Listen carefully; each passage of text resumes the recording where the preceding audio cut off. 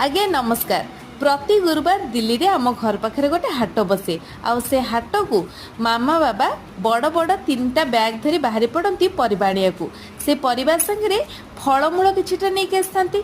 से फलमूल भितर सीजन जेहेतु अच्छी जामुकोली 2 प्रकार बड़ छोट मिसेकी नहीं पलि आसी। से जामुकोली जेमती देखी धड़ाधड़ जाई गोटे जगार काढ़ीदेली आ पानी रे सांगे सांग धोईदेली। जामुकोली टिके लुण देकी खरार सुखेला आज्ञा बहुत भल लगे, किंतु जेहेतु वर्षा पाग से सब करहबनी तो मु सांगे सांग ताकू खाली धोईदेली आ खायापी प्रस्तुत हो गली। कौन करी डेरी नक सांगे सांग पटकिनी गोटे कोड़ी को पाटे पकईदेली। कि मीठा मन भारी खुशी गला।